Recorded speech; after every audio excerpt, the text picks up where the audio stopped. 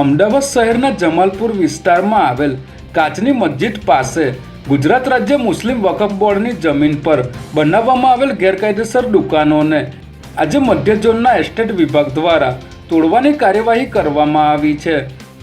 સવારથી એસ્ટેટ વિભાગની ટીમ દ્વારા ચુસ્ત પોલીસ બંદોબસ્ત સાથે આ દુકાનોને તોડવાની કામગીરી શરૂ કરવામાં આવી હતી, જેમાં જેસીબી મશીન અને મજૂરોની મદદથી 10 જેટલી દુકાનોને તોડી પાડવામાં આવી છે। જે બાદ સ્કૂલ બોર્ડ દ્વારા સ્પષ્ટતા કરવામાં આવી હતી કે આ જગ્યા મૂળ માલિકને પરત આપી દેવામાં આવી છે।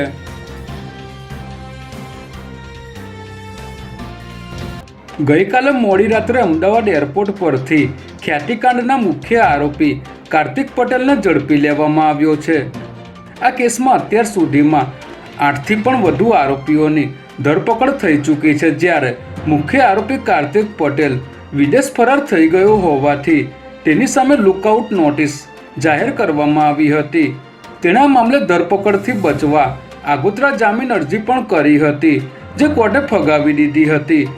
જે બાદ આખરે તે ભારત પરત આવતા જ ક્રાઇમ બ્રાન્ચની ટીમે તેને એરપોર્ટ પરથી ઝડપી લઈ તેની પૂછપરછ હાથ ધરી છે। ત્યારે હવે આ કેસમાં અનેક મોટા ઘટસ્ફોટ થવાની સંભાવના જણાઈ રહી છે।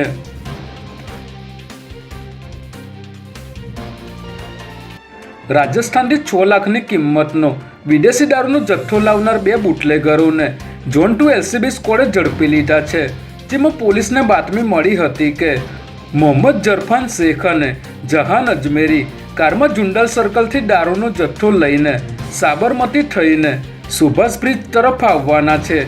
જેના આધારે પોલીસે વોચ ગોઠવીને રસ્તો કોર્ડન કરી આ કારને રોકવાનો પ્રયાસ કર્યો હતો, પરંતુ કાર ચાલકે ભાગી જવાનો પ્રયાસ કરતા પોલીસે લાકડીથી કારનો કાચ તોડી કારને રોક્યા બાદ તપાસ કરતા તેમાંથી રૂપિયા 6 લાખની કિંમતની 1100 બોટલ વિદેશી દારૂ મળી આવ્યો હતો।